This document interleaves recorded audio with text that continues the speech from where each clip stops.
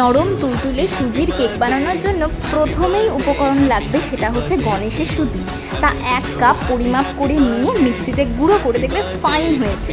তারপরে লাগবে চিনি গুঁড়ো, চিনিটা গুঁড়ো হয়ে গেলে 1/2 কাপ ময়দা, 1/2 কাপ চিনি, আর রইল 1/2 কাপ তেল, যেটা একটু পরে দেবো। আগে এগুলো মিশিয়ে নিই।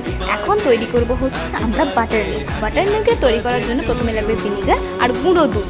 দুধ তৈরি হয়ে গিয়ে ভালোভাবে মেশাতে হবে, মিশিয়ে নিয়ে কিছুক্ষণের জন্য রেস্টে রাখতে হবে।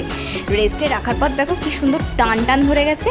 1/2 কাপ বেকিং পাউডার আর 1/2 চামচ বেকিং সোডা দেবো, আর সাথে দিয়েছি হচ্ছে ভ্যানিলা এসেন্স। এবার ভালোভাবে গুলিয়ে নিচ্ছি। দেখো কি সুন্দর ফেনা ফেনা আসছে। ওই যে বলেছিলাম তেল মেশাবো, তেল মিশিয়ে নিয়েছি। এতক্ষণে কিন্তু আমরা এখন প্রিহিট করতে বসিয়ে দিচ্ছি। সাথে সমস্ত ড্রাই ফ্রুটস কেটে নিয়ে ডেকোরেশন করে কেক বসিয়ে দিলাম। 40 মিনিট হয়ে যাবার পরই কেক তৈরি। দেখো এখন নরম তুলতুলে সুজির